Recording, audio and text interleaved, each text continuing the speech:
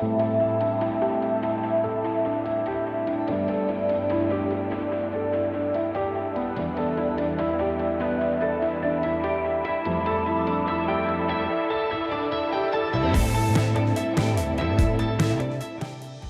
hola, soy el abogado Aníbal Araujo del Estudio Jurídico. Hace mandato 26 años, señores, en la defensa de aquellas personas más vulnerables en el sistema financiero. ¿Quiénes son? Adivinen, son las personas que deben dinero. ¿Por qué?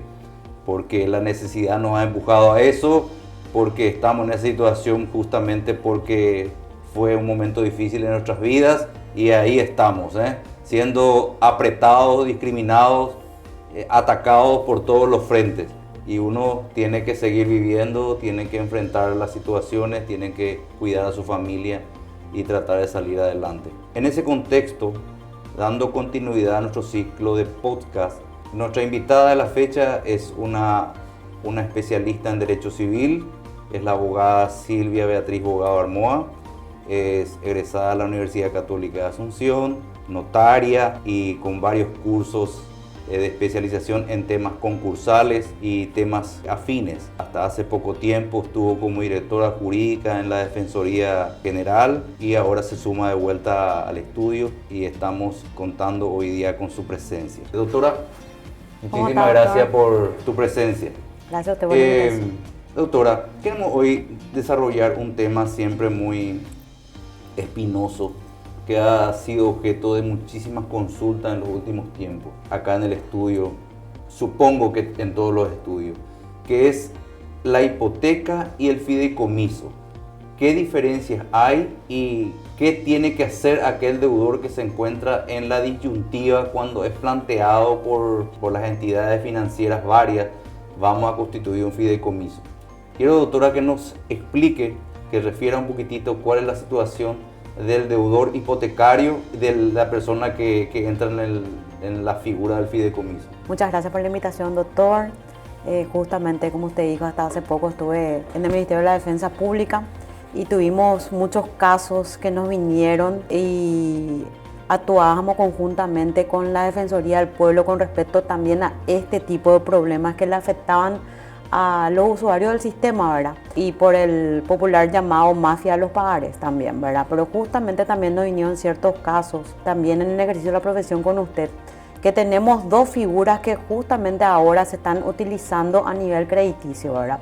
Uno justamente es la hipoteca, que es una garantía real que se constituye sobre el bien que se da en garantía, y la segunda es la figura del fideicomiso. Son dos figuras totalmente distintas y reguladas por diferentes normas, ¿verdad? En la figura de la hipoteca, justamente, la gran diferencia con el fideicomiso es que la propiedad no sale del patrimonio del deudor. En la hipoteca, lo único que se constituye es una garantía real por el cual el acreedor tiene una preferencia en el cobro. Se guía por el derecho civil y comercial. También justamente el método de la ejecución por medio de un juicio ejecutivo o un juicio ejecutivo con garantía hipotecaria. En ese caso, por ejemplo, los plazos son un poco más cortos, justamente lo que se ejecuta es la garantía hipotecaria, entre otras cosas. Bueno, en el caso del fideicomiso es totalmente distinto. El proceso mismo luego se guía por una ley especial y en este caso sí o sí el patrimonio sale del deudor y pasa a nombre de otra persona que se denomina fideicomitente en este caso. Y tenemos tres figuras, o sea, el fideicomitente, el fideicomisario y el beneficiario. Y en este caso, lo que tienen las dos figuras que es que en la hipoteca lo que pasa es que los plazos son un poco más cortos y en la figura del fideicomiso los plazos son un poco más largos. Entonces las entidades crediticias están utilizando esos medios para poder captar justamente y las facilidades con respecto al pago.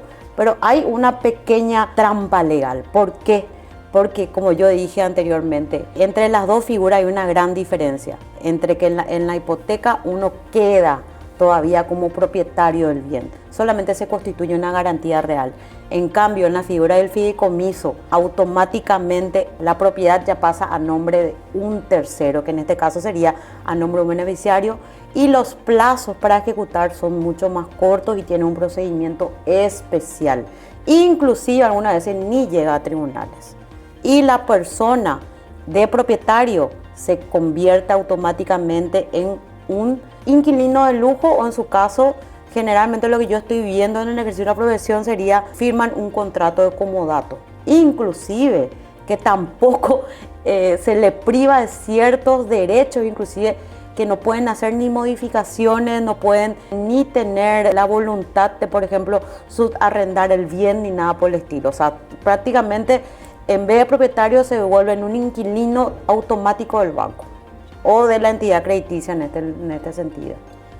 ¿Usted entiende entonces, doctora, que la constitución de esta nueva figura, ahora bastante en auge, es preferida por el sistema financiero, por la simplicidad y por la seguridad extra que da al acreedor en perjuicio del deudor?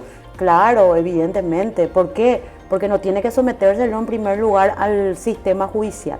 Prácticamente en este caso, como tenemos una ley especial del fideicomiso, automáticamente se va por un trámite extraprocesal que justamente va por un pedido de intimación, después justamente la ejecución directa, y en el caso, el fideicomitente en este caso, que sea el deudor, muestre remiso, ya es un desalojo prácticamente directo, porque la propiedad ya no le pertenece. Yendo a los hechos, uno tiene un problema de deuda y recurre al sistema financiero. En la extrema necesidad nos impulsa muchas veces a tomar decisiones equivocadas.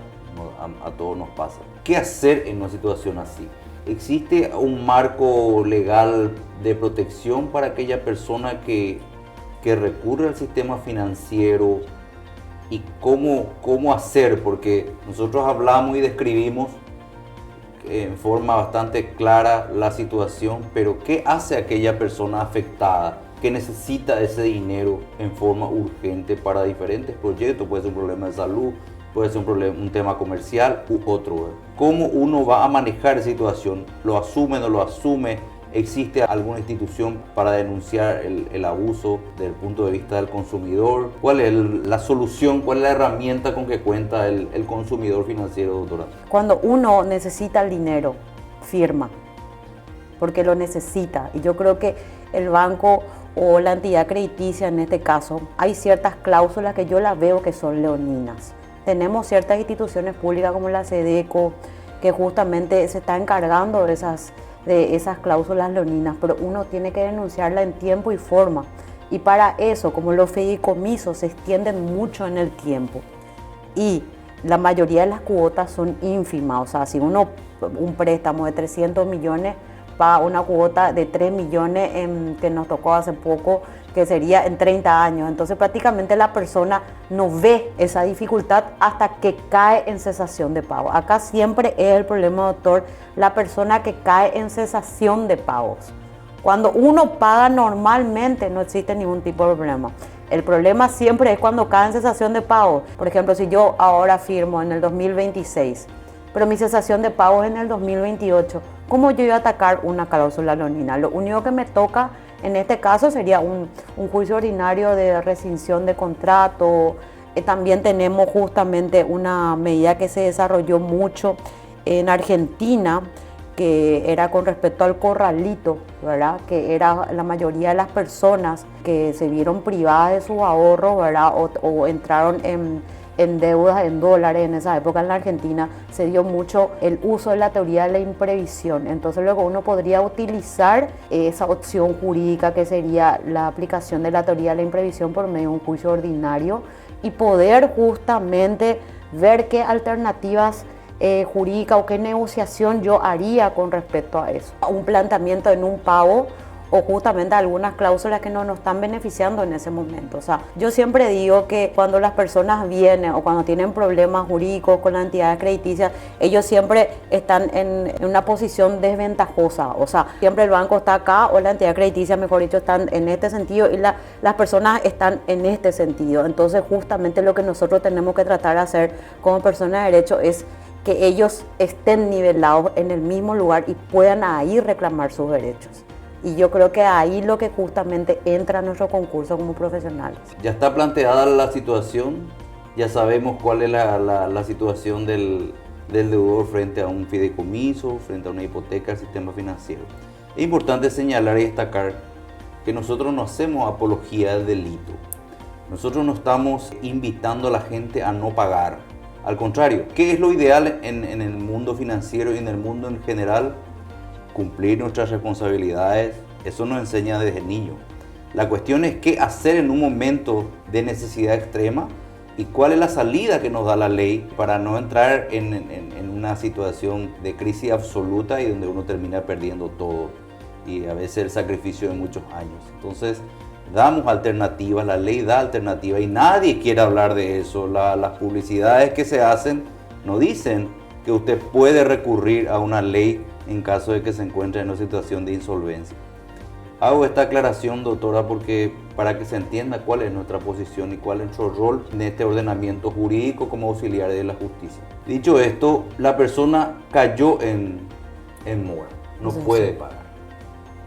Estamos hablando de un escenario 1, el deudor hipotecario. No pudo pagar, recibe las primeras notificaciones extrajudiciales donde cordialmente nos invitan a pagar, caso contrario nos demandarán violentamente.